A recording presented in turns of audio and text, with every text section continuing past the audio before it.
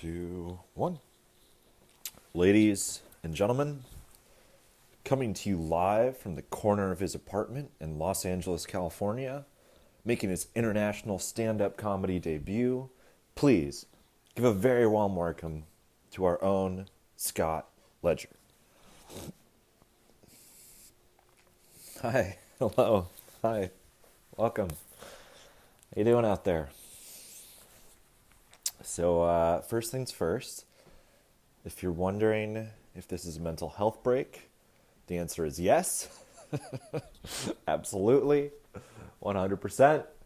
The lights on the system are flashing red. So, this is abnormal behavior, clearly. So, what's going on?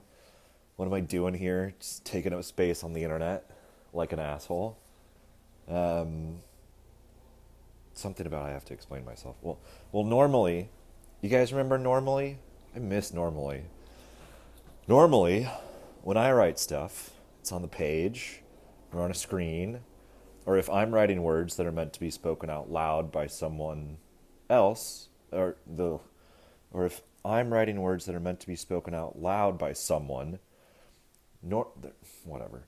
Normally, I stand over there and let someone else stand over here and do the talking. I like that job. I'm good at that job. I feel very comfortable over there. Been doing that job for about 20 years now. They don't schedule me for as many shifts as I'd like, but and the pay ain't great, but I love it. And I miss it. And so it was terrifying when I realized that I was writing words that I was going to have to speak. And I was right to be terrified because right now I am incredibly fucking nervous. And why? I'm in my own apartment and no one is here. It's just me talking to myself, just like it's been however many months that I've been here. And yet somehow my stage fright is off the charts. I don't do stand-up. I've never done stand-up. But the stuff that I wrote, well, it felt like stand-up. So I'm going to perform it like stand-up. And if it's not funny, well, then it's just like a one-man show, okay? Or a TED Talk. Or a poetry slam. Whatever. But in the spirit of these unprecedented times, I'm going to give it a go. Okay? I'm just going to try to crack myself up. And I'm just here to have a good time. If that rubs off, then, fun. So we're going to be here for a while. So settle in. Get comfy. Well, I'll be here for a while. You could be gone at any second. You might have already left. I won't know. And that's okay. Truly. You do you. But know that I'm here if you want to hang out. Okay? And I have some thoughts about this nonsense. So if you're a person of substance, or substances, cheers. Relax. All right. We've got a great show for you tonight. Beck will be here, so stick around. We'll be right back. No. No, it's just me still. There's no other thing. This is a very low budget affair, clearly. Unless it just looks like that because I blew all my money on a Beck appearance. Look, it's tough for everyone now, Beck is gettable. You could use the extra cash, man. We all could. You string together a few stimulus checks, you get back. But no, it's just me. I'm just going to hang out and talk for a wildly long time. And if I'm crushing it or completely bombing, well, I won't know because I'm going to hear silence either way. And so, let's be honest, this could be a complete disaster, but that's what makes it fun, right? Hopefully, that's what makes it fun to watch, too. The wheels could fall off at any moment. I'm not cutting away. But I've noticed this trend recently, especially after the election, of these idiots, these white men, often in their car, often wearing Oakley sunglasses, and they're just broadcasting into their iPhones. And they're just talking like they think they have something unique or interesting to say to an audience that's listening. And as I was watching these videos, I thought, I could be one of these idiots. But for the good guys, you know? A noble idiot. No Oakleys. For the past 4, 5 years now, I paid a lot of attention to this guy, this character, this figure, the star of our show, our leading man. I paid a lot of attention to him and all the shit surrounding him. And so here we are on the cusp of getting rid of this fucker.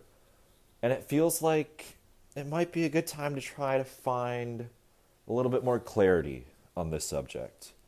Maybe tonight, here together, we can figure this all out. Maybe just a little bit more than we had it figured out yesterday. That seems like a good goal. I think we could do that. So I'm ready to take all this attention and information and all the stuff that I know with you here tonight and just poop it out. Just dump it. Let's get rid of it. You know? Let's put this whole thing to bed. I want to take a Donald J. Trump-sized shit and just flush it. Does that sound good? I think that does. I think it does. I think it's the right thing to do. I think it's a noble enema.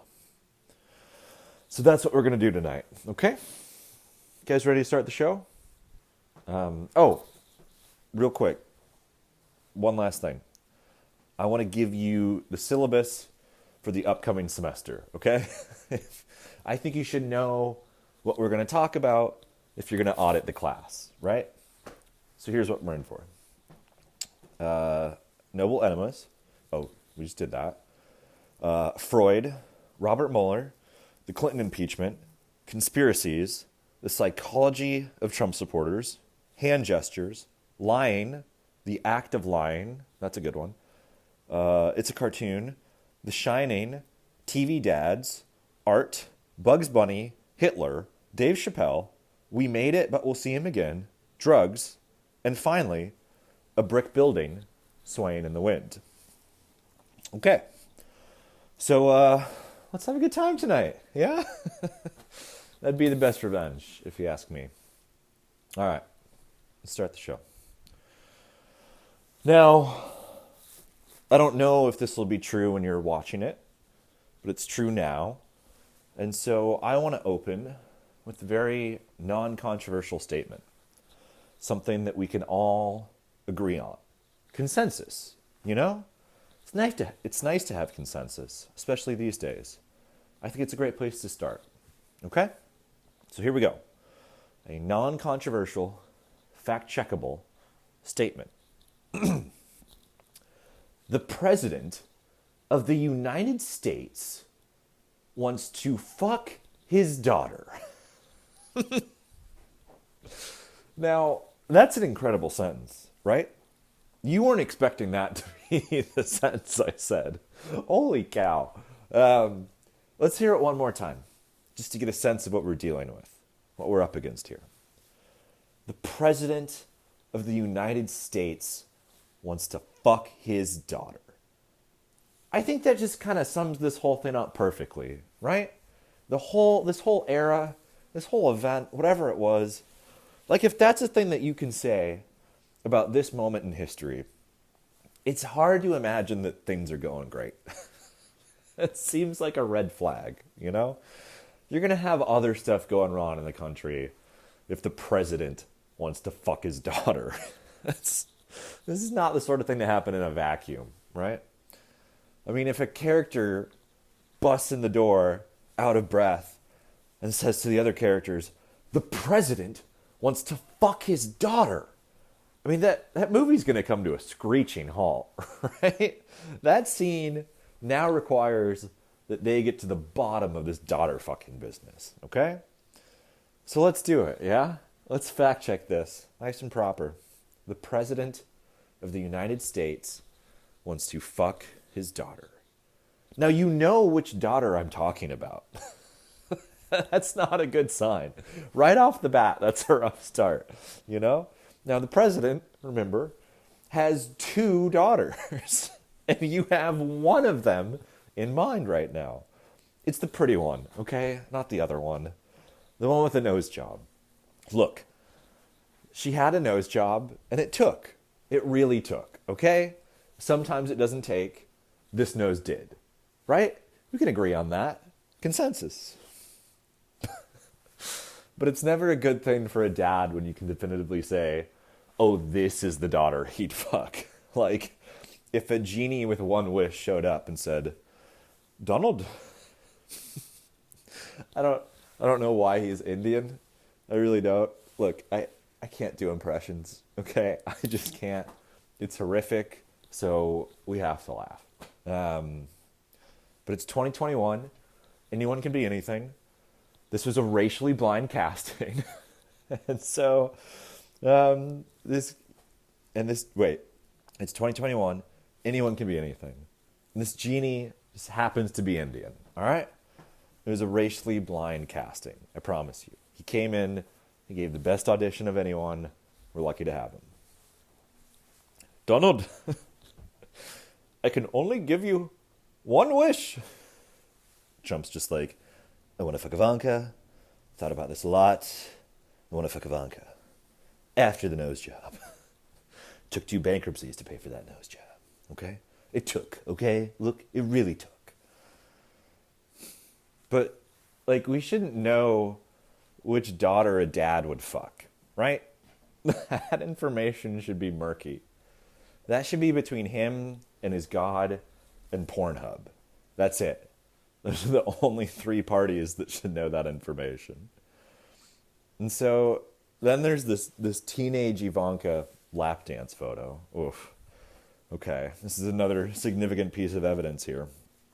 There are pictures of Ivanka in her early teenage years, like Tamagotchis and Dawson's Creek early, okay?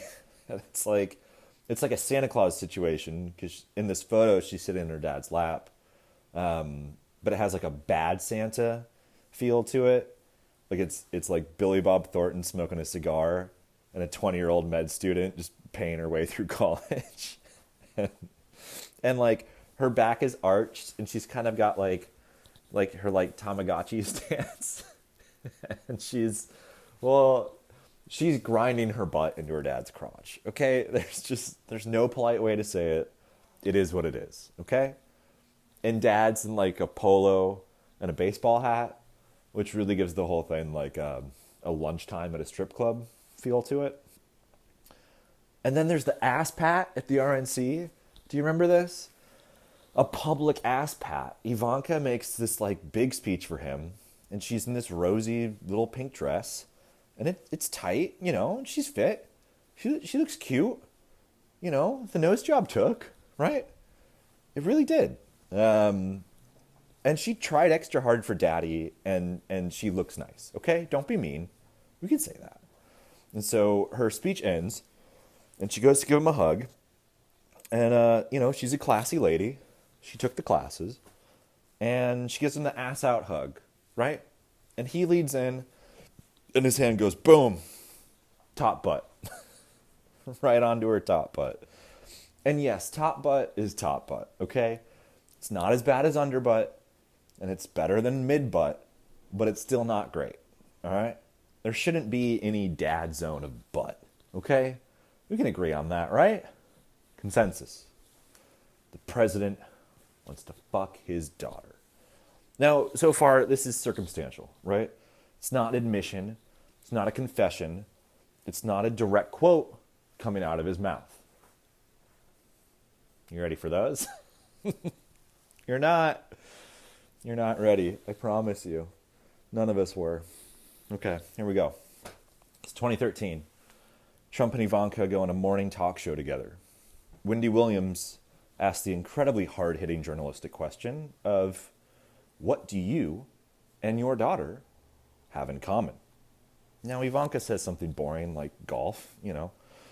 You know what Trump said they had in common? He said sex. Sex. What? Now, if we're talking about a Venn diagram, right? You have like the father circle and the daughter circle. If the middle sliver of overlap is sex, somebody's got to call somebody, man. We gotta get some professionals down here right away, okay? We gotta get to the bottom of this because that's a Pornhub category, all right? And it's like, it's 9 a.m. and you're drinking coffee and the kids are eating Fruit Loops and this guy's talking about fucking his daughter. Jesus. Oh, well, we'll get to Jesus later. Oh, we'll get to him later. Another Trump quote. He goes on The View with Ivanka. They ask him how he would feel about Ivanka being in Playboy. I know. Brace yourself. You know what? He just comes out and says it. He just confirms his daughter fucking preferences on national television. The future 45th president of these United States told the ladies of The View, if Ivanka weren't my daughter, perhaps I'd be dating her. What? There it is. He just said it out loud. Fact check true. This case is getting more and more airtight by the minute. How about one more? For the doubters, you know, if there's any left. One more. This is a doozy. This one's a rough one. Okay, so stay with me. Trump pays women to fuck him. Right? Yes? You follow? They're porn stars. Well, one's a porn star. The other's in Playboy. So he pays these women, and they fuck him. He pays them to fuck him, some might say. Do you get it?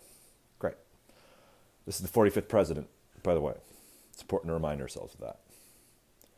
And sometime, in between the pain and the fucking, he tells these women whom he selected for their physical appearance, for his sexual pleasure, that he's paying for, you are beautiful like my daughter, and you remind me of my daughter. And you know which daughter he was talking about. Ladies and gentlemen, the President of the United States wants to fuck his daughter. Okay, thank you. That's our show. Good night. Beck is up next. No, we've been over this. There's no Beck. Only Zool. But I mean, I get it. You know, it's like, what's the point of being political royalty without a little incest, right? It just feels regal, you know? Not too much. That gets weird. Just a dash, right? British monarchy levels, okay? Reminds the peasants who's in charge. We're family, and we're fucking each other, and you can't stop us. What a weird flex, huh? It's very Freudian.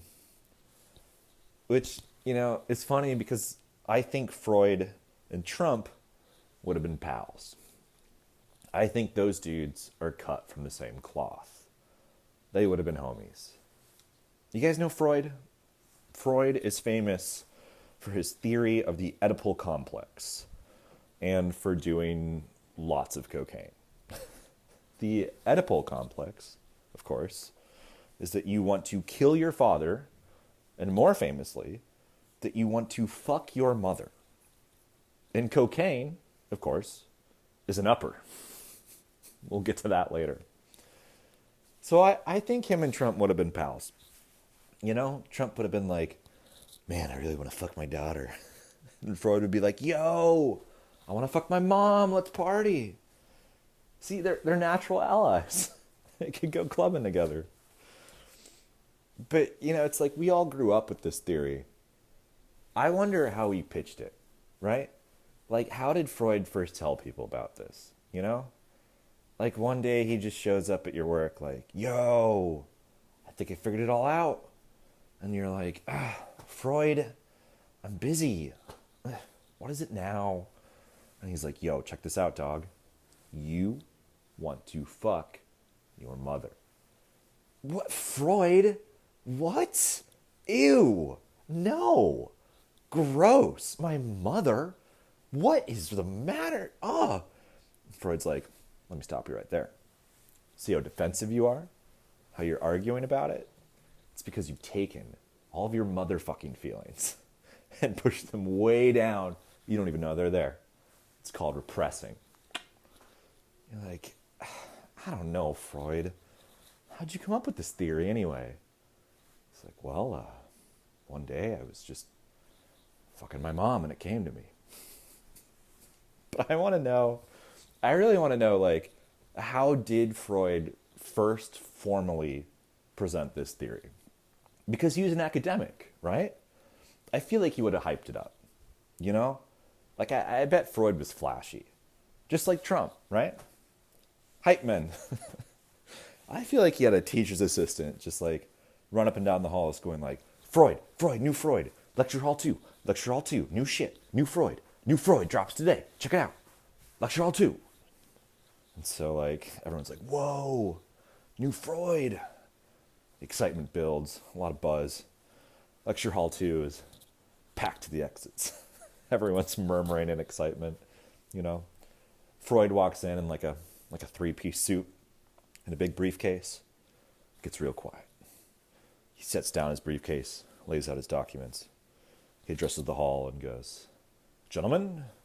Oh, there's no women here, obviously, because they would have laughed him off campus. Gentlemen, we all want to fuck our mothers. And everyone's like, God damn it, Freud. He's done it again. Here's your Nobel Prize. You earned it. Freud's like, I know. But I don't think it would go down like that because, again, Freud did a lot of cocaine, right? So I think it was more like everyone was just like hanging out one night and Freud just busts in the door like, yo, we all want to fuck our moms. And then he just runs back out. Everyone's like, Sigmund, Jesus, you've ruined the spring formal. Sorry, Mom. Love you, Mom. Just the right amount. I miss Robert Mueller. You remember that guy? That shit was nuts, man. Waking up every day during the Mueller investigation was the best drug I've ever done in my life. Until Trump got COVID. I will be chasing that high forever. But we'll get there. But Mueller, man, those are the days. I can't get over how crazy it was, you know? Like, we lived through history. The president got impeached, and it was the second most noteworthy investigation into him. Think about that. Republicans had to investigate Trump because he fired the Republican FBI guy investigating him. So what did the Republicans do? Well, they bring in another Republican FBI guy to finish the job. Sounds like a good idea, right? So Republicans approach Mueller like, yo, we got this guy over here, and he's crazy. We need you to investigate him. But you're a Republican, and he's a Republican, and we're Republicans. So it's chill, right? Mueller's like, yeah, whatever. And he goes away for like 2 years. And he's super quiet. And Republicans start to freak out. They're like, oh my God, is this Republican actually doing his fucking job? We're not used to that. His principles? Oh shit. They start fighting with each other like, man, when you asked him to investigate the president, did you wink at him? Bro, the first thing I did was wink at him. I even threw in an elbow nudge and some air quotes. This is Republican on Republican violence. Same team, bro. Same team. Like, this is all your fault. Devin. Such a Devin move. He didn't wink at him hard enough. When Trump heard that Mueller had been appointed, this is true, he said, "Oh fuck, oh God, my presidency is over." Sounds like, old Trumpy knows something we don't, huh?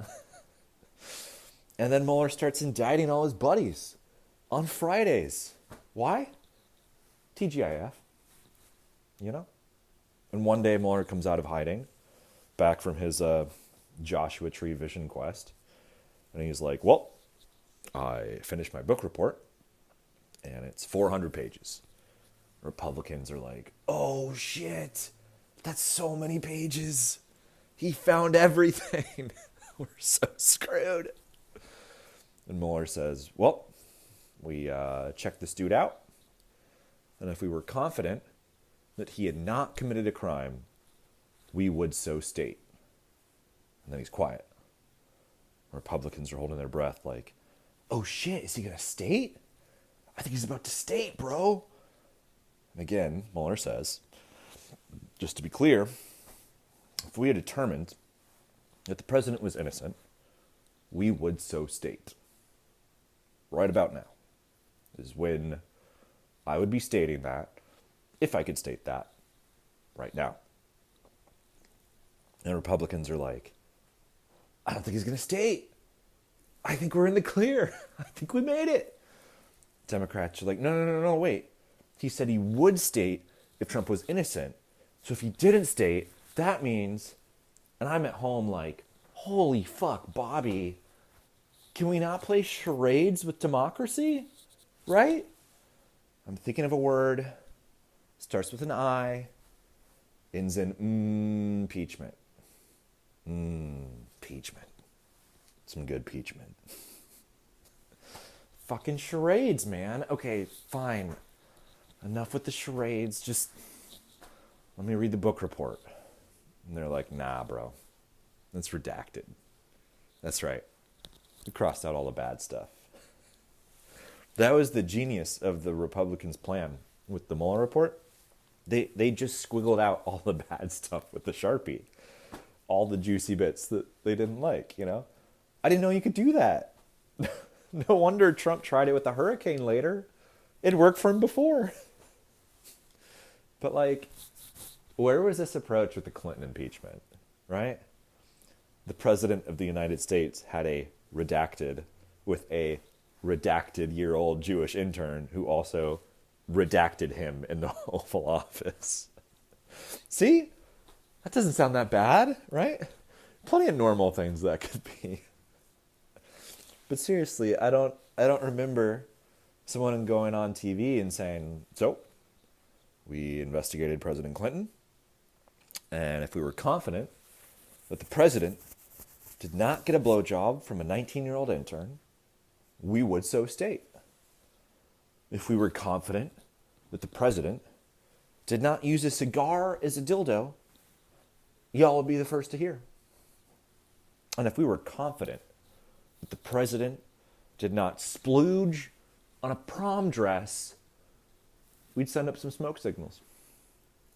I mean, it's like we got every detail about the blowjob and the cigar and the prom dress. And then this time around, we're like, hey, so can we hear about the potential hack of our elections by a rival nation and the corrupt conspiracy involving the campaign that coordinated with them to attack the very heart of our democracy? And they're like, nah, bro. It's redacted. It's all squiggled out. But can I interest you in this prom dress? It's got semen on it.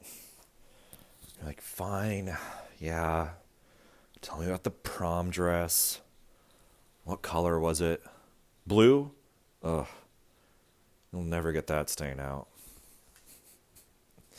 I mean, it's like Bill Clinton jizzes on one prom dress that we know of.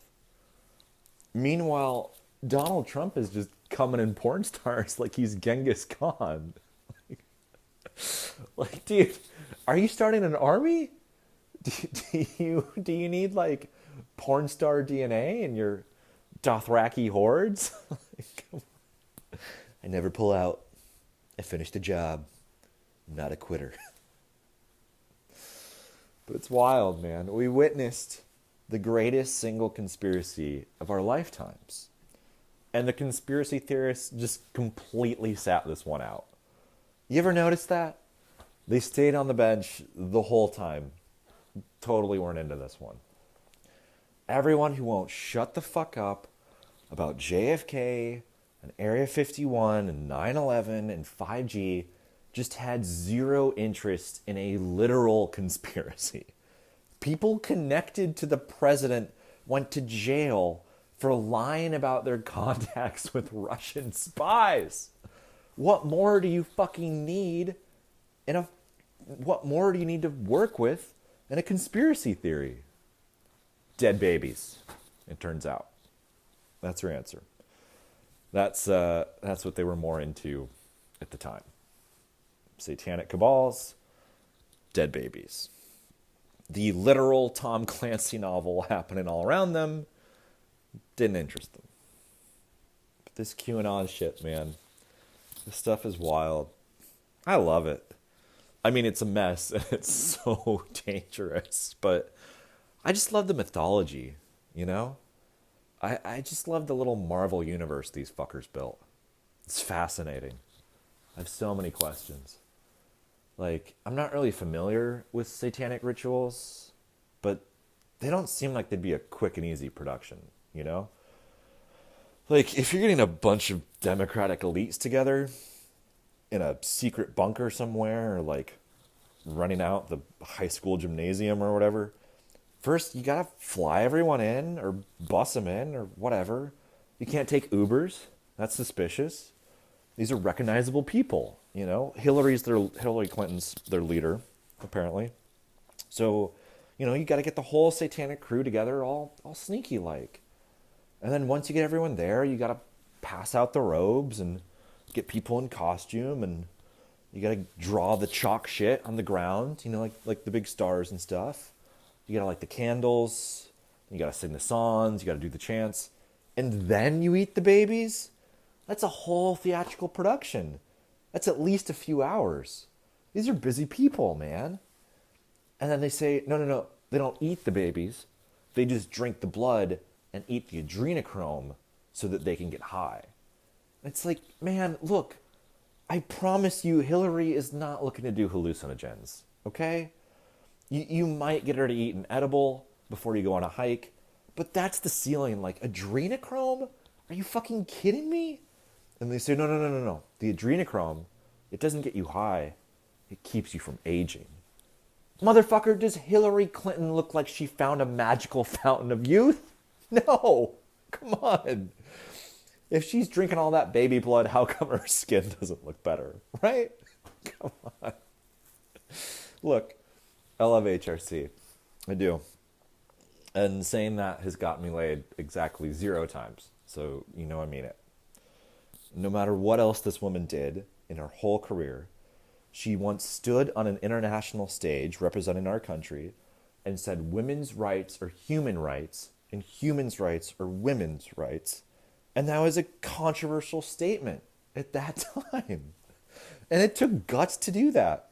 And so to me, she's a first ballot Hall of Fame American just for that one act. And then she called this fucker a puppet to his dumb orange face, you know? And she was right about everything. What a gangster. She's in a league of her own, man. But look, Hillary Clinton is not getting the Neutrogena sponsorship, okay? She's lived a full life. Her face, she's fought many battles. Her face reflects that, okay? We can say that, right? Consensus. Don't tell me Hillary Clinton is drinking baby blood, man.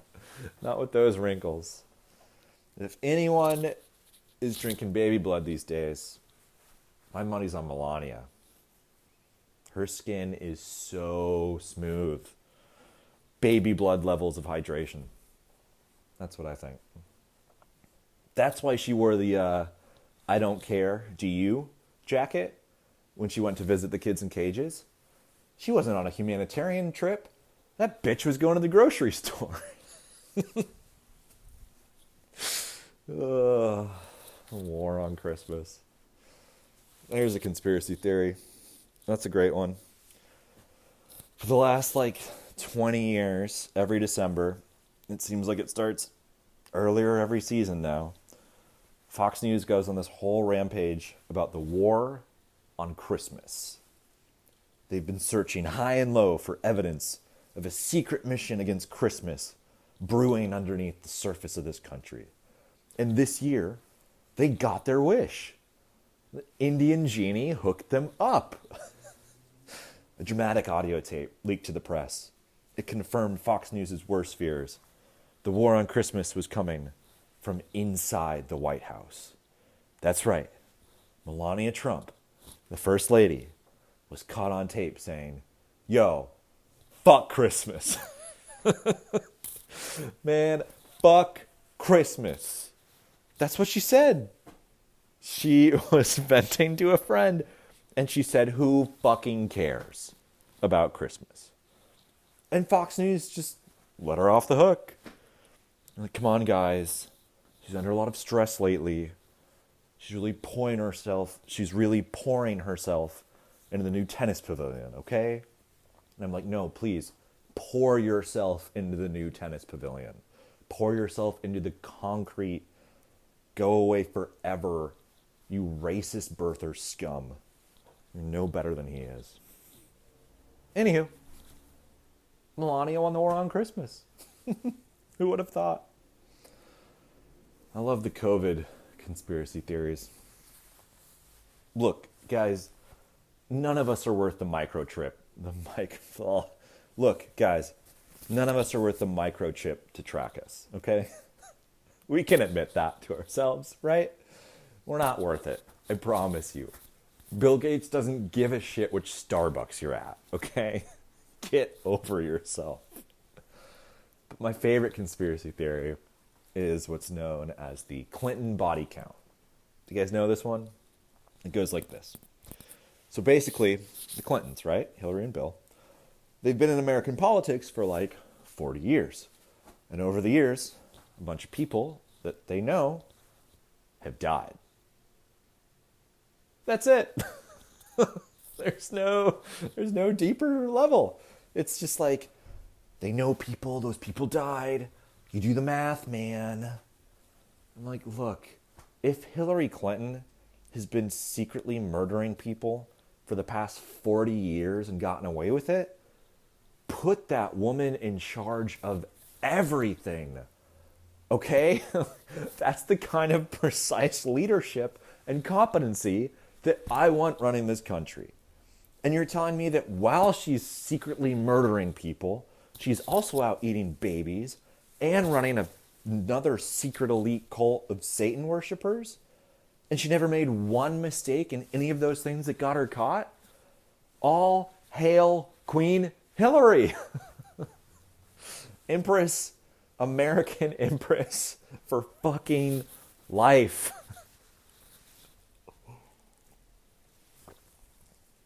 These people, man, they're wild. This is the psychology of Trump supporters, right? They love their conspiracies. And look, Trump supporters, they're not a monolith. They're their own people. But patterns emerge. You know, both sides said before this election, if we don't win, it's all over. Isn't that interesting? We all agreed on that. Consensus. If my guy loses, fucking forget about America. America is done. Isn't that interesting that that's the thing that we agree on? The Trump supporters, man, they fascinate me. They're an interesting group. I think if you like Trump, I think you see pieces of yourself in him. You see something in this weird, broken dude who's just orange and the hair and everything's just a bit bizarre, right? It's a little clown-like. It's a little over the top. He's a fucking weirdo. Can we agree on that? This is a weird dude.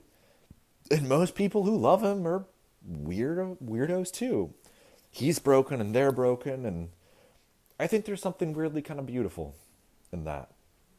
Like, it's fucked up and it's a cult and it's really bad, but it's kind of sweet. You know, cults, they tend to last around 4 years.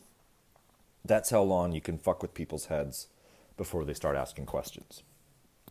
Now, with these Trump supporters, I don't really know if they believe all this shit that they say, right? I think sometimes they're just saying it so that they can believe it. And I get that, you know? Like, every year I will look you in the eye and tell you that the Denver Broncos have found their next franchise quarterback. And I don't believe it when I say it, but I'm saying it so that I can believe it. They're a weird bunch, man. There's this thing they love to talk about called TDS. You guys know this one? They call it Trump derangement syndrome. And finally, we agree on something. This guy's fucking deranged. Thank you. I'm glad they said it. Nope. Sadly, turns out we're talking about us.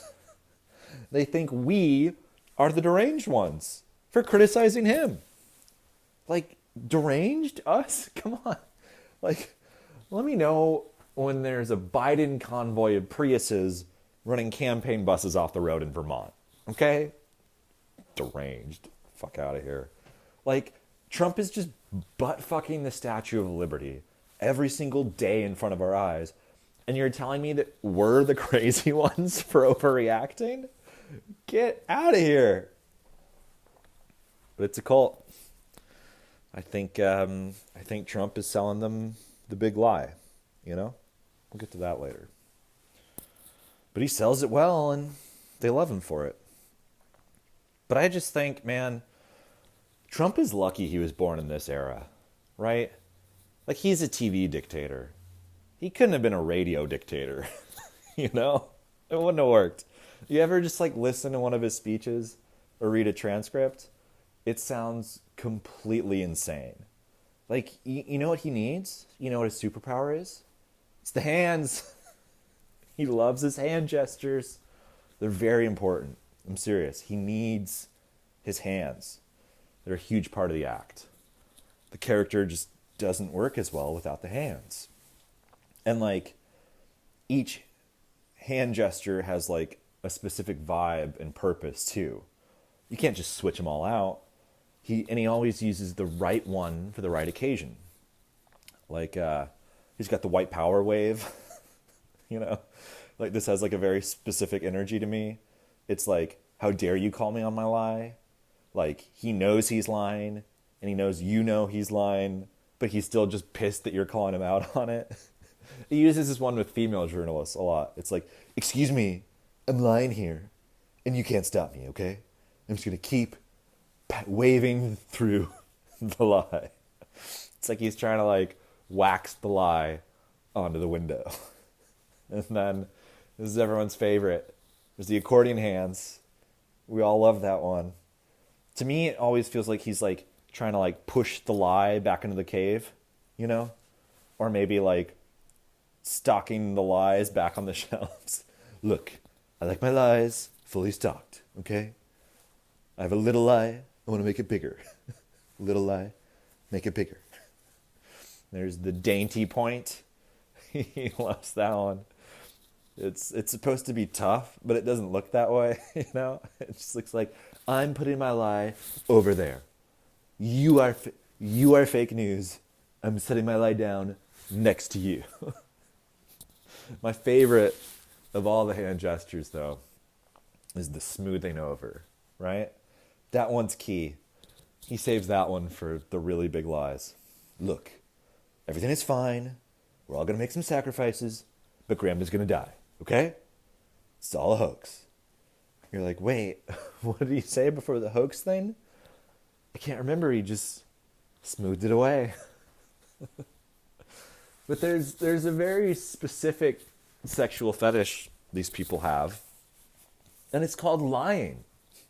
And look, everybody lies, but there's just a certain energy these folks have.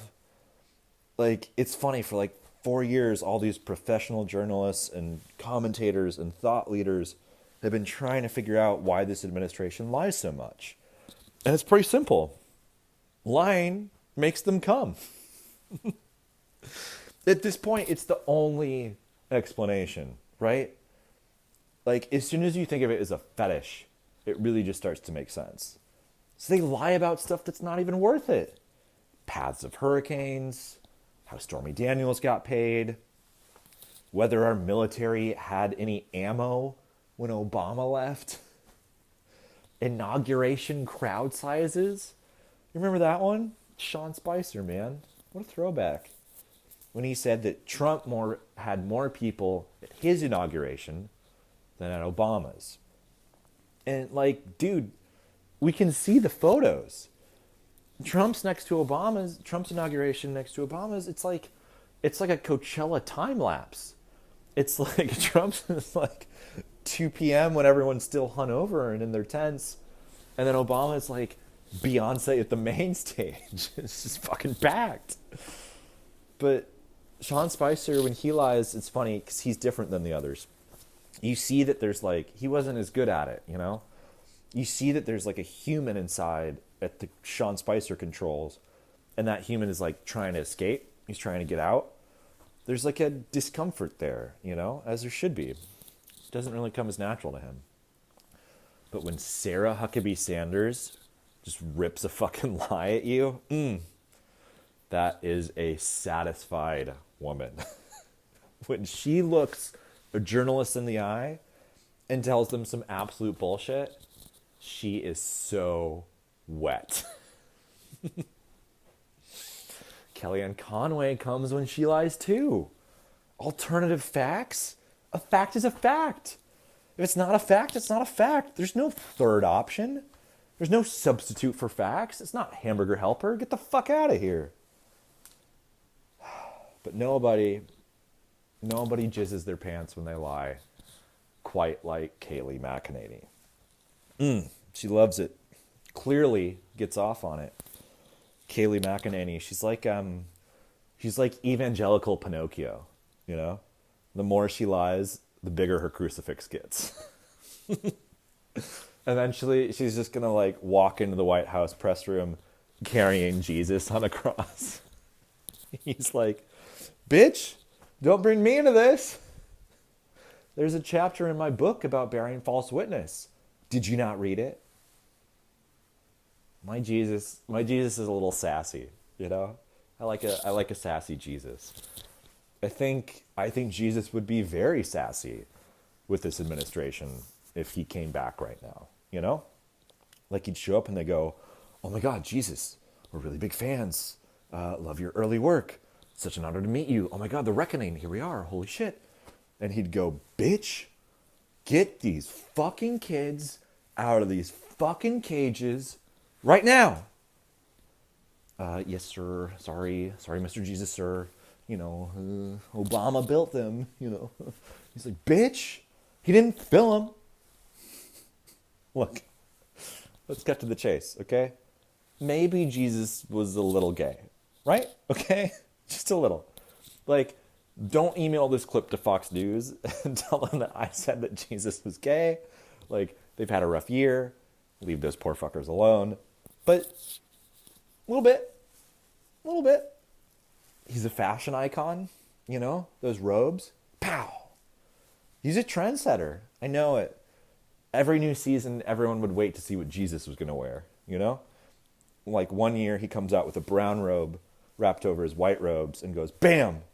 Spring collection, bitches. He's always having gay brunch with his 12 best friends. They spend a lot of time together. No women around. In fact, the only woman that he seems occupied with is his mom. His abs. Jesus had phenomenal abs, you know, according to the statues. A lot of time in the gym. Just saying.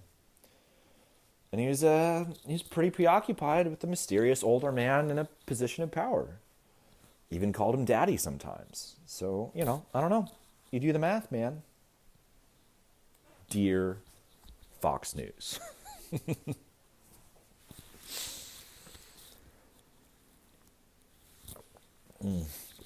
But none of them lie like Trump. He's still the GOAT.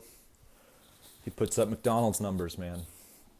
Do you know how many lies Trump has told during his presidency compared to Obama?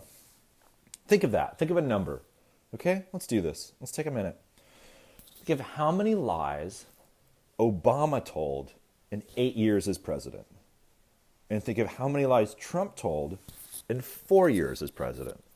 Now, these are like verified fact-check lies. You know, like there's these like institutions that like, you know, like look this up and research it and they grade them and they keep track of them. So what are the numbers? What do you think? So Obama, in 8 years, ready? Told 80 lies. That's 80 lies listed by fact checkers as false or pants on fire. 80 total, 8 years. I think I can trust you to do the math on that one. Now, Trump, are you ready for this? In 4 years, Trump told 22,247 lies. And you know what? That's not even current. That's not up to date. There's a backlog of lies that fact checkers haven't been able to keep up with. That stat is as of August of last year, 22,000. He broke the fact checkers. They're just like rocking back and forth in the corner chanting, pants on fire, pants on fire. Oh, God. And it's the way he lies, too.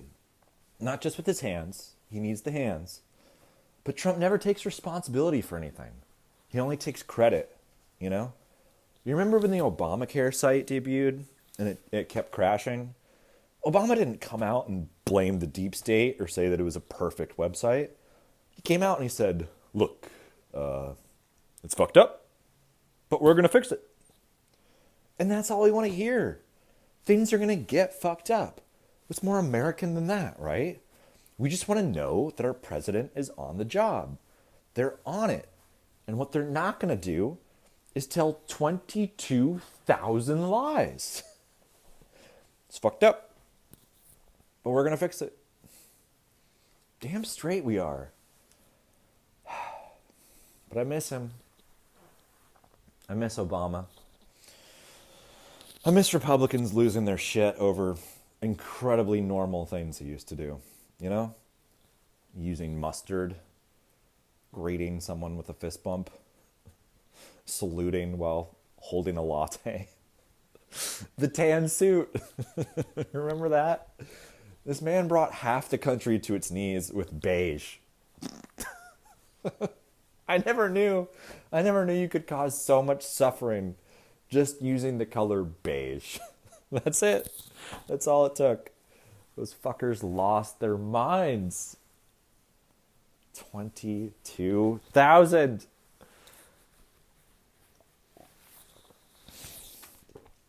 How many lies do you tell in a year? My favorite lie that I tell people lately is when they ask how I'm doing, and I say, okay, I'm good. Hanging in there. None of those things are remotely true. We are so fucking far from okay, man. And you know things are crazy right now because even normal people are freaking out, you know? Like, watch, are you okay? No, you're a fucking mess, just like everybody else. So, chill, you know?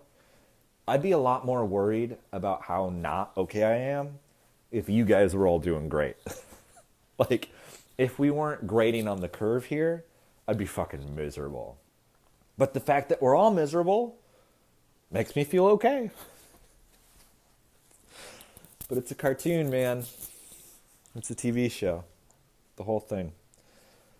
And it just never ends, and we're just like clockwork oranging our way through it. Just like peeled eyeballs, like, what the fuck are you showing me today? Make it stop. I think if the news is fake, like really and truly fake, give them the Oscar, you know? Give him the Pulitzers. Give him a Tony. This has a very Broadway feel sometimes. It gets a little flamboyant. If people are making this shit up, then they are creative geniuses. I mean, come on. How do you come up with this cast of characters? Roger Stone. Roger Stone. Look, I'm not trying to make the show interactive, but if you don't know who Roger Stone is, just Google him real quick, okay? Just like scope out a photo, look at it for like 2 seconds. Got it? Yeah, cool. There's no way Roger Stone is real, okay? That's my conspiracy theory. I think Roger Stone is a CGI Borat prank. I think this fucking dude exists, man. I don't think this fucking dude exists, man. It just feels like the writers went a little overboard with this character, you know? Like, the network is going to have some notes on this. There's no way this guy's real. He looks like that picture in a high school textbook. He looks like the last monkey in the chain before they turn into humans. You know that one? Like, monkey, monkey, monkey, Roger Stone, human. It's the head shape, man. It's just not human just yet. It's close. It's right there. Not quite over the line. He dresses like he's the villain in a Tim Burton Batman movie. He has a tattoo of Richard Nixon's face on his back. Oh, and he and his wife are swingers in Florida. And when he was facing felony charges, he tweeted out a photo of the judge presiding over his case, her face with a gun sight over it. Like, guys, come on. This writer's room is totally out of control this season. They just keep adding shit to the Roger Stone character. It's pushing believability. Brett Kavanaugh.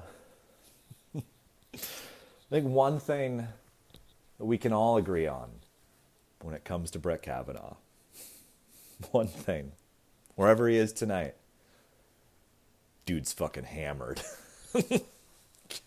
He is so drunk, you guys. Good old Bud Light Brett in quarantine. Can you imagine? Think how much you've been drinking lately. And then pretend that you're Brett Kavanaugh.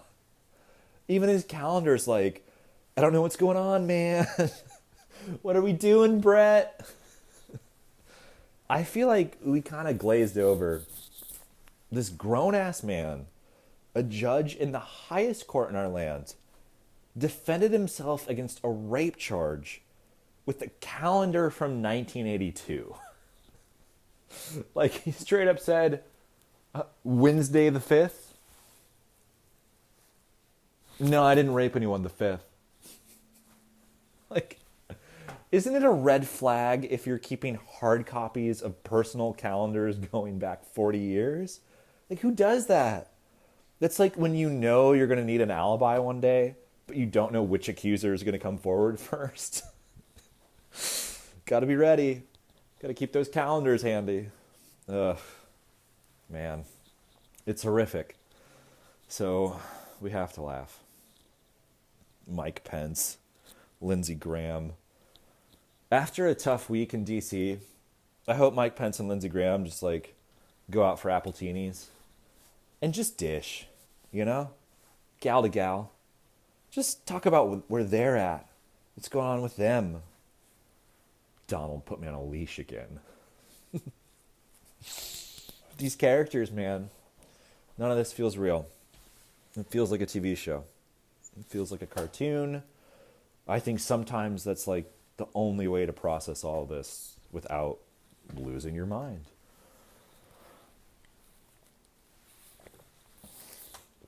How you guys doing? You all right?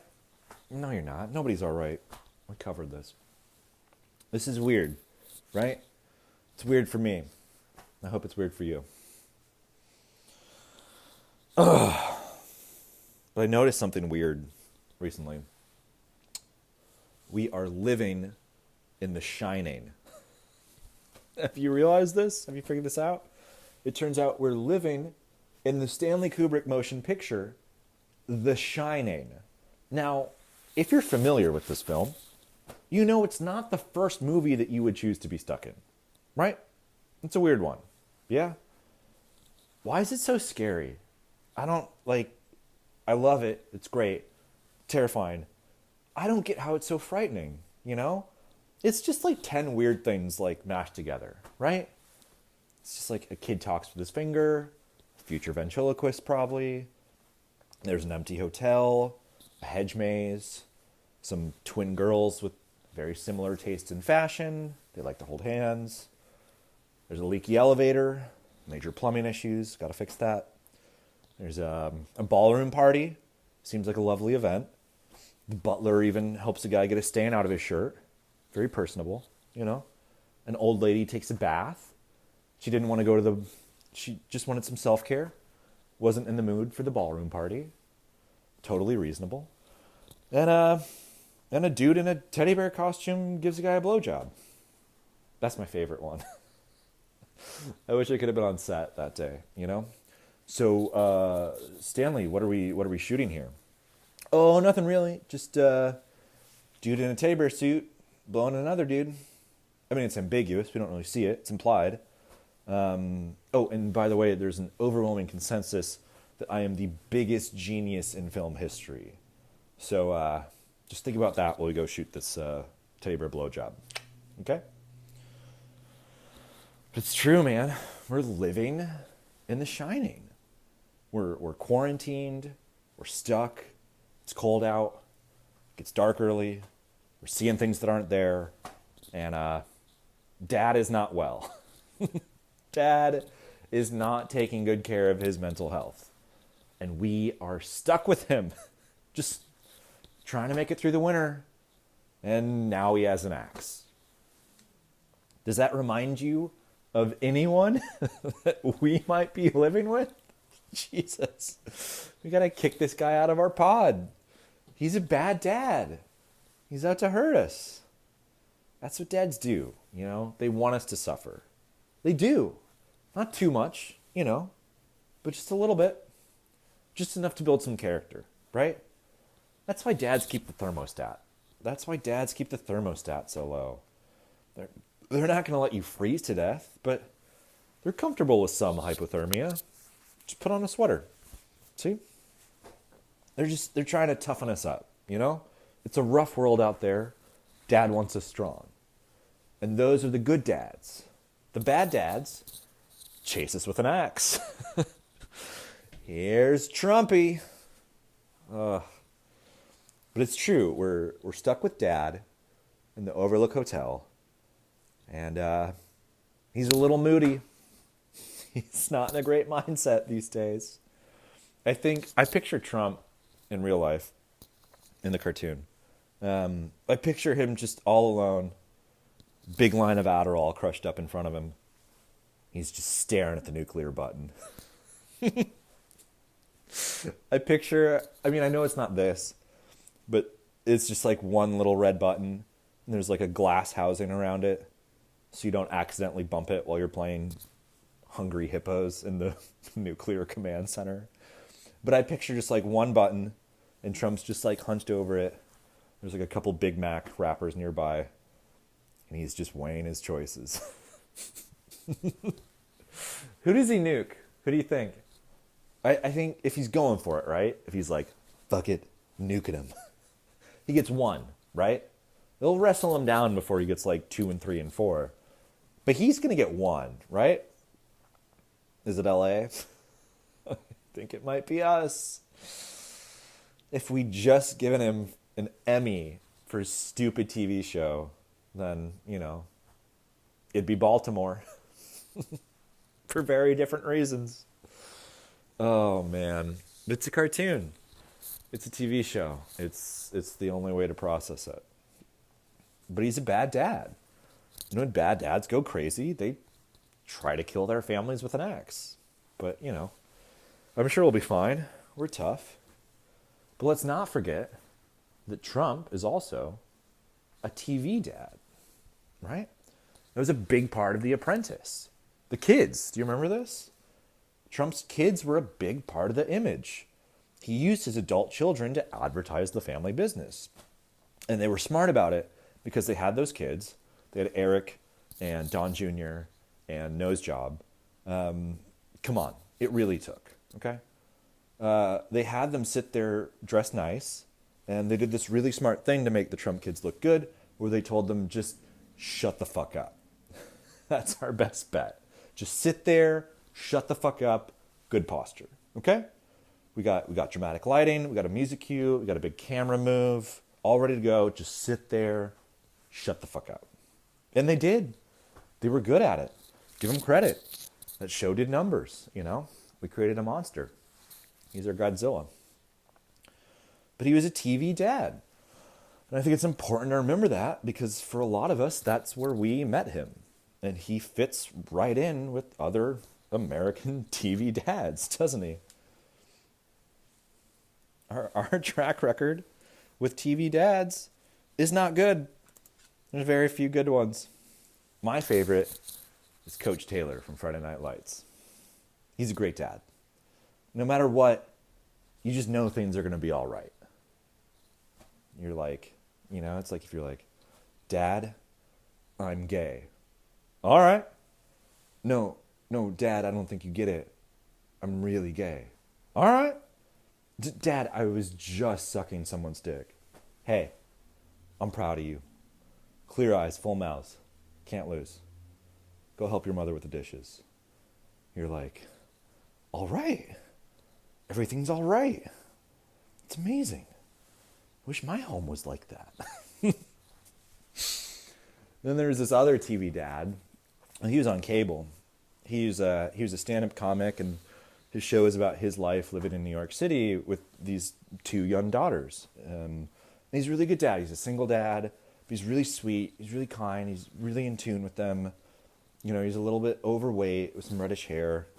I haven't seen him in a while. You know, I wonder what happened to him. Louis something or other. Really good TV dad. Oh, and then there's this other guy. He was on network TV back in the day on this like landmark show in the 80s that like everyone watched. Smash records. You know, like he wore a lot of sweaters. And the family name was like Hucksta something. The Cosby Show. Yeah. I haven't seen any reruns of that for a while now. It's very strange. It was so popular. But it's like, it's no wonder we're so fucked up, right? These TV dads are out drugging and raping women and trapping them in rooms and jerking off in front of them. Those were our role models for what it means to be a good dad in America. And then there's Donald Trump, the TV dad to end all TV dads. We forget that. We forget that that's how he presented himself. His kids were important to his image. Not as fully developed people, but as stand-in props. The Trump children had the highest degree of pedigree in this country when we knew them the least. As soon as those fucking dummies started opening their mouths, we saw why Trump had kept them so quiet. They were just props, straight out of central casting. Trump loves that term, you know? He uses it a lot when he refers to people that just fit in his mind. I always thought it showed actually a pretty deep understanding of something. Maybe like the single deepest truth that Donald Trump has taught us out of everything. And this is all art. You know? We're all actors on a stage. We have our roles to play and our lines to say. And no one else in our lifetime has shown us that quite so clearly as Donald J. Trump. Now, we're approaching the part of the show where we're going for more truth and less jokes. Is that okay? What am I saying? No one's watching this shit. Not even my mom. We lost her with the Freud stuff. I know it. No one is watching. I have free reign to say whatever I want. Oh my God. Freedom of speech. It's my own little parlor. But I really think the only way to process all this is to really see the absurdity of it. The art, the circus, the acid trip, the the bizarre reality TV feel behind everything. Because it turns out these days, attention is oxygen. And he gets that. When are we going to get that? The stuff that we pay attention to, oh, we're watering it. And we keep dumping buckets onto this guy, and we wonder why this weed grows across our yard. It's all art. It's all performance with him, always. There's stories of Trump from the 90s when he was just like a real estate guy in New York City. Like for a long time, this dude was basically just like chubby Hugh Hefner, you know? Like he wasn't a supervillain. He was just like a problematic dweeb with some cash on hand. People just kind of rolled their eyes at him, but he wasn't feared. He didn't command loyalty. No one committed violence in his name. And every now and then, usually because of petty gossip or sometimes because of his businesses, every now and then he'd make it to the front page of the New York Times. And Trump would get a whole bunch of them from a newsstand and just hand them out to people that he knew. And they would tell him, Donald, this story makes you look terrible. And you know what? He didn't care. He was just happy to be on the front page of the New York Times. We gave this guy everything he ever wanted. We gave him the front page of the New York Times every fucking day. And you know what? He was still miserable. That almost makes me happy.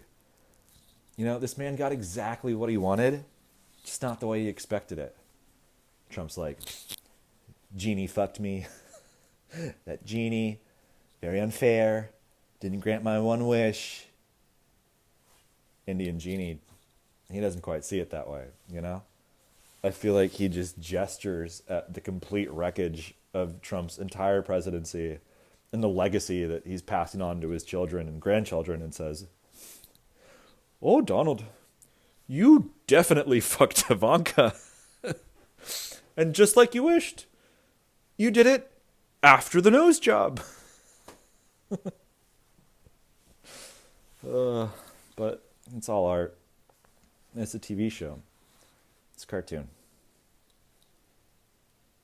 I think Bugs Bunny holds the key to understanding Donald Trump.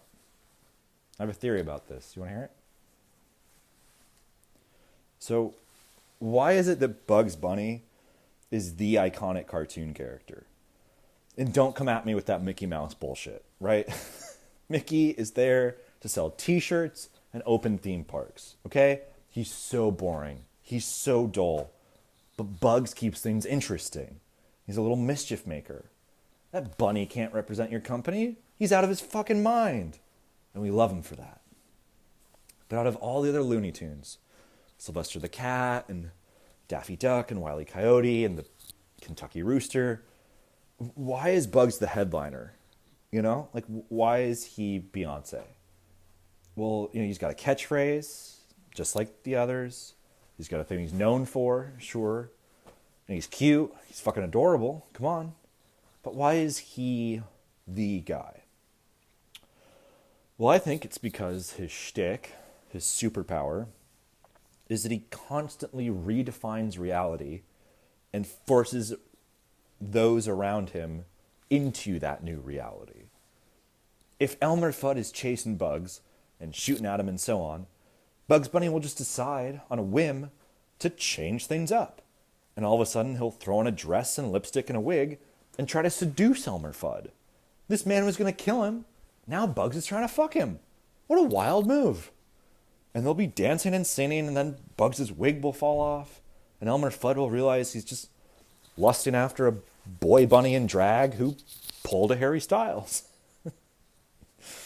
Harry Styles. Wait, we gotta talk Harry Styles for a minute. I loved that episode of the TV show. Candace Owens and Ben Shapiro and like all these right-wing media dummies came out and they were real worried about Harry Styles getting laid. They were like, Harry, what are you doing in that dress? What if women see you in that dress and don't want to fuck you anymore? Meanwhile, the women of America are like, oh, we're good. Thanks. Thank you. Very kind of you. Nice of you to worry. Strong consensus on Harry Styles, but we'll let you know if anything changes. Oh man. I wonder, like, did these people freak out when Bugs Bunny throws on a dress? You know? What about David Bowie? Like, if you can't hit him with the beige, just hit him with a dude in a dress. Totally fries their fucking brains. I love it. But Bugs Bunny, he just keeps creating new realities. And he gets everyone to respond to them like they're real. Elmer Fudd doesn't call him out on his wildly delusional and schizophrenic behavior. He just starts dancing with the bunny in a dress. And it turns out the people outside of cartoons who try to impose their own reality on others, well, it doesn't turn out great historically. You guys ready to talk about that? I can feel it, man. We're all just staring at this guy all squinty-eyed like, he's Hitler, right? I'm pretty sure he's Hitler. He's the most Hitler of anyone I've ever seen besides Hitler. Out of all the non-Hitlers, Trump is the most Hitlery. Also, how come that wasn't his nickname for Hillary Clinton? Hitlery? Come on. These people have no fucking creativity, let me tell you. So, yes, of course, okay. Trump is not actually Hitler. Don't email Fox News. They're still healing. But Trump is definitely the Hitler understudy in the High School Musical, okay? Trump is watching this guy like a hawk, learning all his lines, studying his movements, practicing his monologues, waiting in the wings for his big night. Trump's first wife, before the first wife upgrade and then the baby-eating spy, said under oath that he kept a copy of Mein Kampf by their bedside for years. And look, he didn't get as much time to build his resume, establish a culture, but Trump has been running the Hitler playbook. He's added some wrinkles, but it's still the same old West Berlin offense. And yes, it's a different team and a different era, but we've seen this playbook before. We got a lot of game film on it.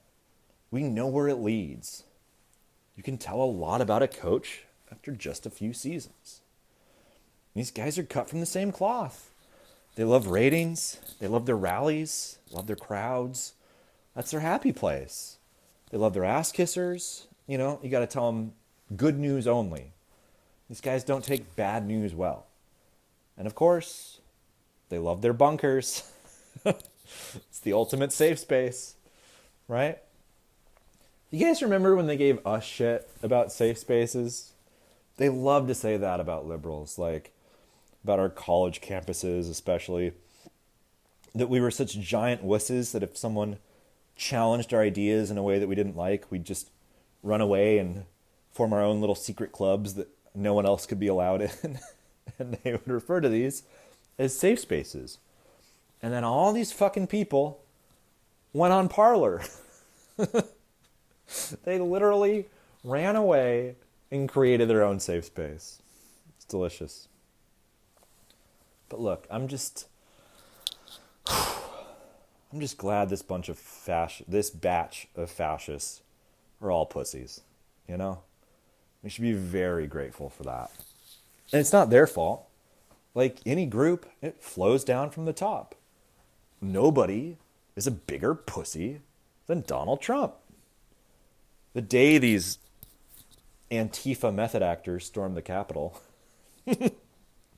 they're in deep, these Antifa guys. Let me tell you. Fucking Trump supporter girlfriends. Got to fix that.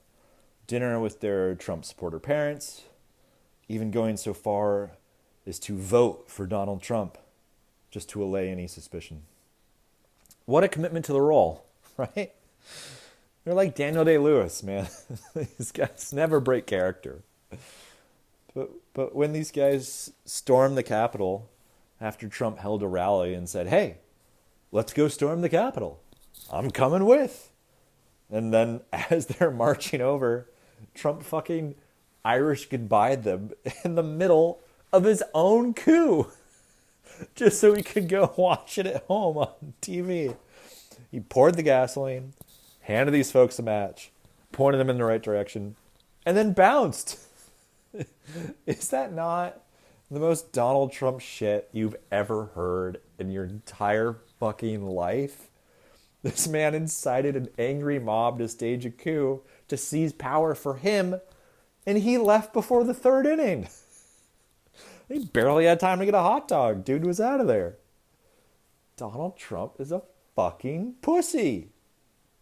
I'm sure he'll be fine. He's just a vindictive and corrupt leader of a minority party with violent supporters and a malignant narcissist who obsesses about his enemies and lies with impunity on mass media, but it's not like he's separating families and camps or anything. This dude is running the Hitler playbook. And he stole some of Hitler's plays, too. Just copied them. His core message. Trump took an idea that already existed and slapped his name on it. Just like he does with everything else in his life. In the 1930s, the Germans called it Lügenpresse, meaning lying press. Trump calls it fake news. It's the same play. Just slapped his name on it, took credit for it. We've seen this before, and we're going to see it again. You just keep telling the big lie.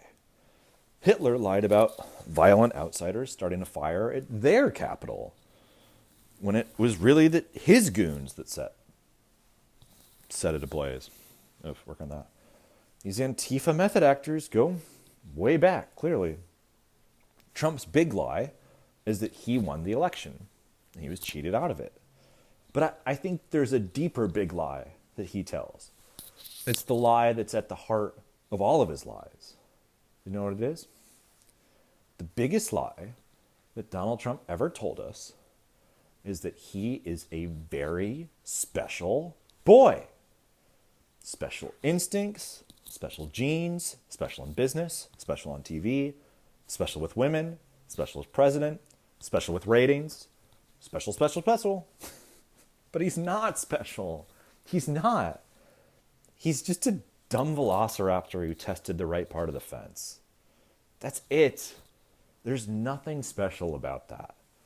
You remember Jurassic Park, yeah? The velociraptors, well, they test the electric fence systematically, looking for weaknesses. Trump is just the big dumb dinosaur who went, rah! And the electric fence didn't shock him, so he just kept going. And until we restore power to our fucking electric fence, he's going to keep doing this shit. Laura Dern or Samuel L. Jackson, they got to go get the power back on, man. We got to get to the generator room and figure this shit out. Jeff Goldblum is hurt. This is unacceptable. But he knows he's not special. We know he's not special. He's just a special case. That's the part that pisses him off. We don't believe his big lie. He stomps his feet and he screams about how special he is. But most of us, well, we don't buy it. And he hates us for that. He's a very angry velociraptor. We gotta fix that fence.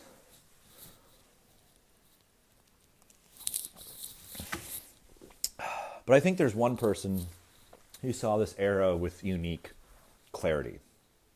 They didn't speak out all the time, but when they did, their words were profound and insightful in ways that very few others matched.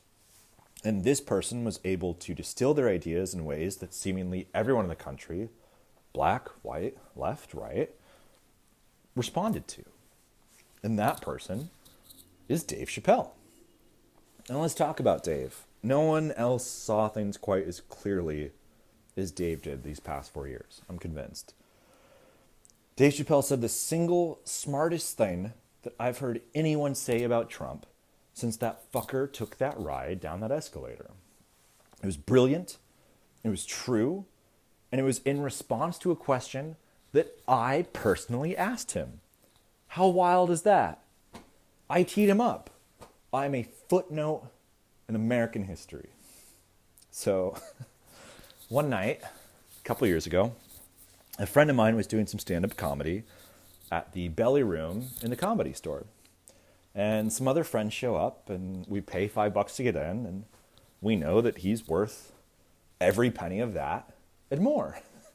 And so in this side room, it's not small, but it's intimate. He goes on, and he does great. We're all so proud. But the comedian who went after him was just fucking terrible. This person just sucked the air out of the room. They were mean and angry. No one was having a good time. And we were seated towards the back, but still kind of like in the middle of the room. So we couldn't leave, right? This comic, they'd attack us. They'd heckle us. We were stuck. And then I heard a whispered voice from someone who'd just come in the back saying quietly to one of their friends nearby, but just loud enough that me and my friends heard it. Dave Chappelle's in the main room. I think we all just stood up simultaneously. Like, it was just a perfect mind meld. We were out of there. I'm sure it was rude. I don't deny it. I'm sure we got heckled, but I don't remember it. Our priorities had changed in ways we never could have anticipated 5 seconds ago. And so we sneak into the main room through this side door, and sure enough, in the flesh, it's comedy legend Dave Chappelle. And we kind of like linger near the door, just trying to blend in like we've been there the whole time. We don't know if we're allowed to be there. It's just that no one has stopped us yet. We're velociraptors testing the fence.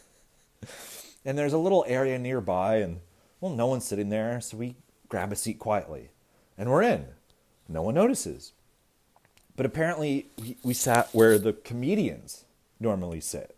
Because at one point, Dave looked over at us, and we'd been laughing at all the most outrageous shit that he was saying that, puzzled or mystified the rest of the room. Dave looked over at us. I'm going to say that he looked over at me, and he referred to us as comedians. We were sitting in the right spot, laughing at the right stuff, and he just assumed that that's who we were. And when Dave Chappelle looked at me and called me a comedian, I felt like I'd been knighted, Felt like we were pals. Just some fellow comics hanging out at the Comedy Store on a Wednesday night. This was like if Tom Brady called you a quarterback. You run with it. You see where it goes. You could end up starting for the Jets. You never know. But Dave ended up doing 3 hours. He said he was just driving home and felt like stopping by. He worked out material. He did a bunch of crowd work. So much so that the whole thing almost became like a Q&A session. And people were talking to him. People started talking to him in between topics he would cover. You could just ask Dave a question. This performance was the coolest show I've ever been to in Los Angeles. It was just hanging out with Dave Chappelle. He shared show business wisdom and connected with people. An opera singer performed. He had a drawn-out debate with a British citizen about gun control.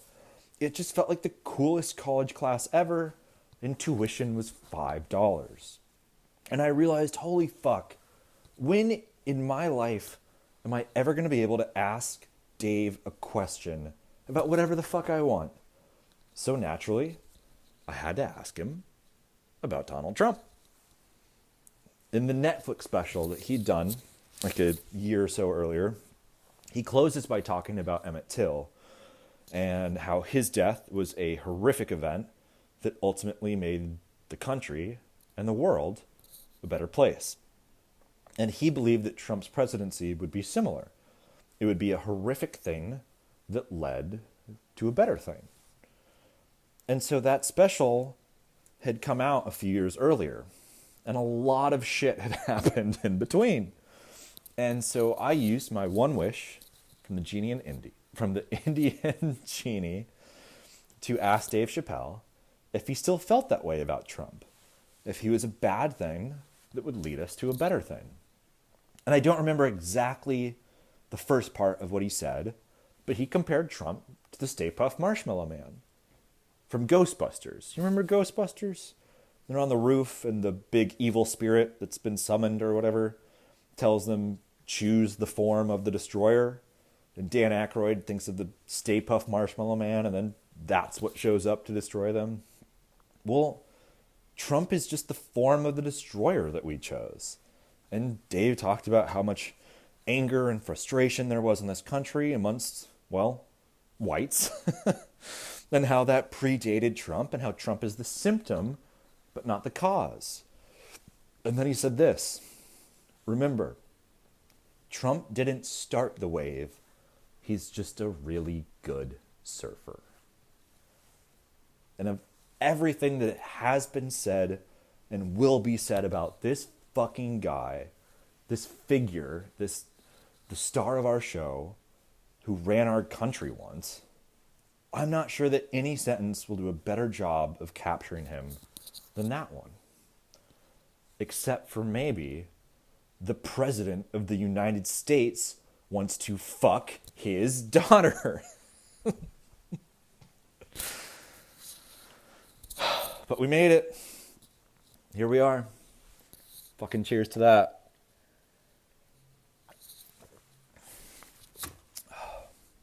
But, you know, we'll see him again. Not him. He's toast. A rogue fish fillet or Big Mac is going to take care of him. I'm serious. If you're a fan of Donald Trump, still, bless your heart, you better soak him in now, man. He's not a healthy dude. You don't really see many 75-year-olds with his body shape, you know? I think the end is near. But he'll be back. We'll see him again. You know, I went through a rough breakup last year. And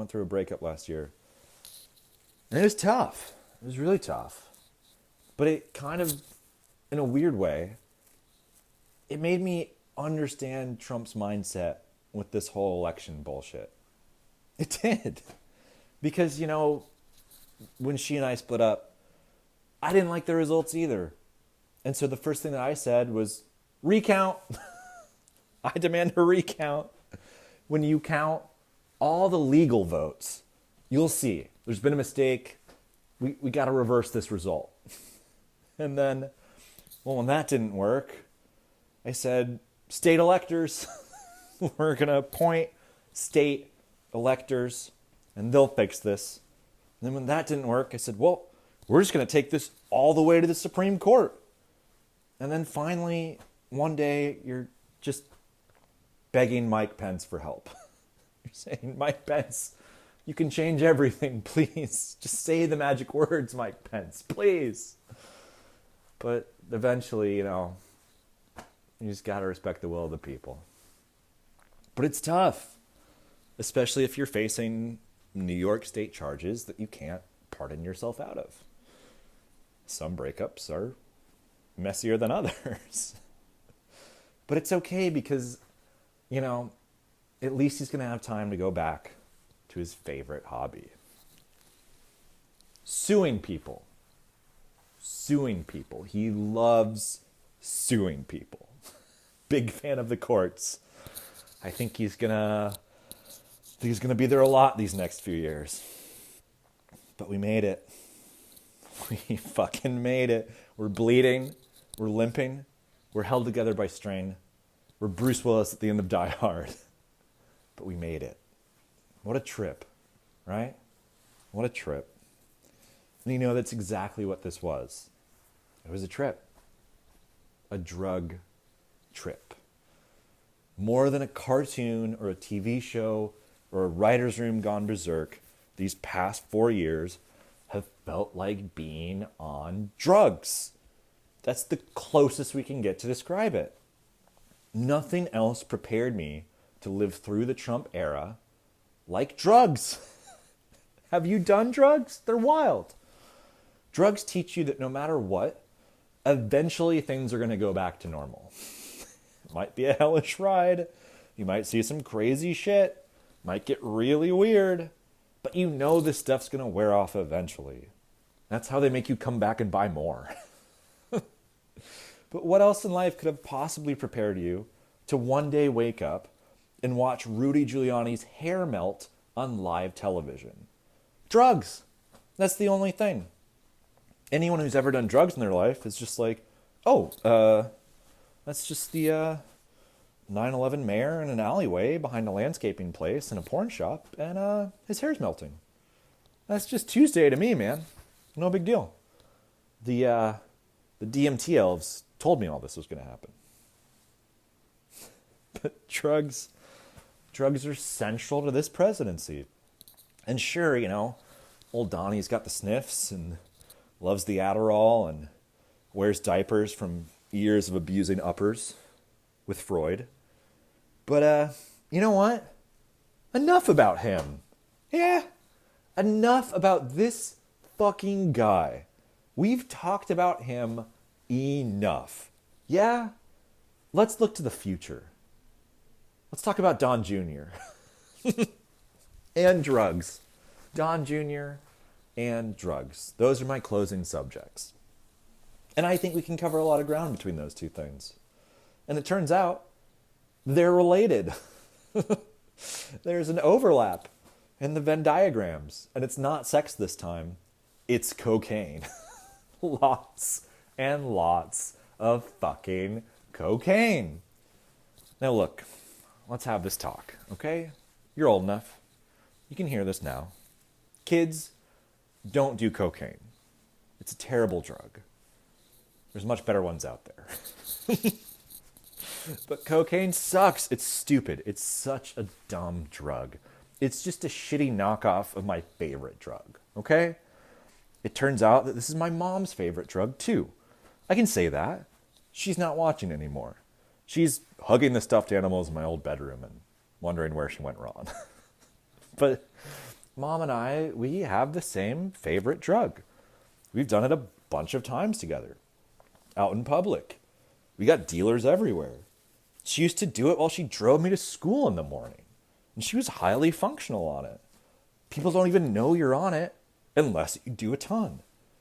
I'm talking, of course, about caffeine. The best drug. Truly.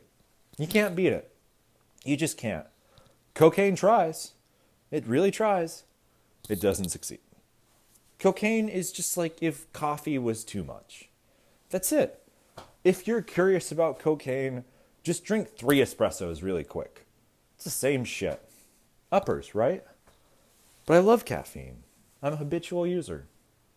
I'm never going to rehab. But don't do cocaine. Okay, kids? The very fact that Don Jr., of all people, does cocaine should tell you not to do cocaine. But I want to talk about this because I don't think we talk about this enough in this country. The president's son, on many occasions, has been in public or on TV, and he's been on lots and lots of drugs. Now look, I live in Los Angeles. I'm fixing something. And look, I live in Los Angeles. I work in Hollywood occasionally. I'm familiar with cocaine use, okay? I know the symptoms. I know what it looks like up close. And Don Jr. is definitely doing a lot of it, okay? It's not close. He's a consensus top 5 pick in your fantasy cokehead league, okay? Hands down. He's snorting at a very high level lately. Delivers the stats week in and week out. And his new girlfriend too, right? Before the biggest speech of both of their lives. Do you remember this? At the RNC this year, on Zoom, of course, they both go out and they scream at the top of their lungs at 1,000,000 miles per hour and never stop. And everyone was like, Jesus, Don Jr., you've ruined spring formal. But we all just kind of shrugged. Just like, hey, he's under a lot of stress. His new mom declared war on Christmas. His new girlfriend is only 1 year younger than his new mom. It's a strange time for him. And, he can't go murder elephants, all right? That's a big self-care routine of his. It's his hot yoga. It really centers him killing those endangered species. It's that or cocaine. And I get it. I really do.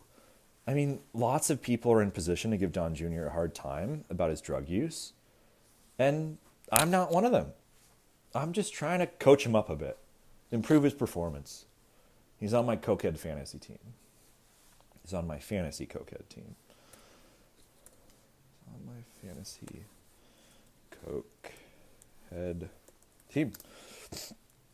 But I think he should stop doing cocaine. We can all agree on that, right? No more cocaine, Don Jr. Switch to hallucinogens. They're much better for you. If Don Jr. was doing hallucinogens instead of cocaine, he'd have a better understand. He'd have a better relationship. He'd have a better relationship with his father, a deeper understanding of himself.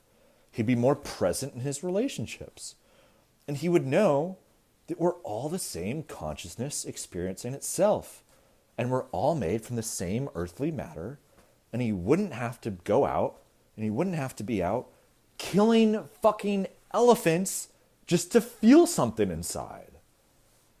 Because he'd realize the completely obvious truth of life on this planet, which is that we're all connected to everything else and everyone else on this dumb little planet. But if drugs or a global pandemic doesn't teach you that, well, I don't know what will. I mean, right now, I'm doing a comedy show in my living room because a bat at the food court shit down a rodent's throat on the other side of the fucking world. Okay? So we're all so connected. And if that's too out there of an idea for you, do some hallucinogens. ASAP. Those ideas will click into place in no time. I remember my first experience with drugs. It was in college, of course, like pretty much everyone who wasn't cool in high school. And I was hanging out with some friends, and it was the start of summer before my last semester in Boulder, Colorado. And my friends were planning on doing a hallucinogenic drug. And I won't tell you which one, because some of them have real jobs now. And, I wasn't even going to do it. I was just going to hang out and watch these idiots do drugs. Figured it would make for a crazy story. And then I realized that I was in a safe space at a liberal college with people I cared about, and that, I was white in Boulder, Colorado. So I knew that no matter what happened, I couldn't possibly face any consequences for my actions. And I guess I thought, hey, if this shit worked for the Beatles, maybe it'll work for me too. And so I did it. I did the hallucinogenic drug. That's right. And look, people tell you that, you can't trust your senses. And Morpheus says that reality is just electrical signals interpreted in your brain. But none of that really compares to watching your senses, especially your vision and your hearing, go fucking haywire. Oh my God. I was seeing all sorts of crazy shit. Sounds were different too. Everything around me was alive. It made me think of all the sound waves I hear but I can't see, or the ultraviolet light in this room that's imperceptible to the human eye. I felt like I was seeing all that shit. And it got to be a lot in a good, profound way. So we went for a walk. And we ended up on campus because, well, we were in college and on drugs, and that was probably the stupidest place we could possibly go. So there we were. And there's this building on campus called Mackey Auditorium. And it kind of looks like a castle. It's got like turrets and shit. Brick and mortar. It's solid. It's a solid brick building. And so we were all outside. We were standing outside Mackey Auditorium. And I was looking at it. And I just started laughing. And one of my friends asked, well, what was so funny? And I pointed at this thing and said, That's not happening. Because what I was seeing, what I was perceiving with my senses, was a brick building swaying in the wind, like a palm tree, just really going back and forth. And I knew deep down for sure that brick buildings do not sway. They just sit there, all brick-like and shit. And yet, what I was observing, what I was seeing, was a brick building swaying in the wind. And I didn't know what to do with that gap between the way the world was, as I understood it, and what I was seeing with my own eyes. And my response was to laugh. And this was a transformative experience. It taught me powerful lessons. Don't be afraid to embrace the doubts of your perceptions. Sometimes the way that you're seeing the world is not the way the world actually is.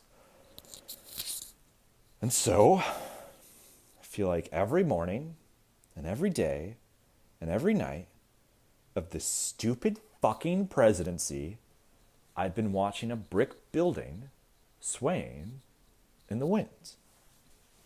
And I know in my rational mind that there's no way this can be happening. But I'm seeing it. And I don't know what you do with that. I thought this country was solid, brick and mortar. And here we are, just swaying in the wind like a fucking palm tree. And I don't know what you do with that gap between the world as it is and the world as you see it. And it's always there, for all of us. But it's never more clear than when you're on drugs, or a drug trip, or a presidency that feels like one. And so when confronted with that gap, I laughed. I laughed. Not to dismiss it or hide from its realities, but just because laughter in the face of the unthinkably horrific always has seemed like a good response. Even when it was scary, even when that building was all over the place, laughing gave me permission to remember that eventually this shit was going to wear off. One day in the future, I'd be looking at this brick building again, and it would be solid, firm, rigid, not swaying one fucking inch. All brick-like and shit. And I knew that if anyone else was looking at it, well, they'd see the same thing too. And I hope that one day, very soon, we can point at all this and say, that's not happening. And we'll be right. Consensus, It's nice to have consensus. I think it's a great place to start. Thank you. I appreciate you. This was very weird for me. I hope it was weird for you too. From the corner of my apartment, good night.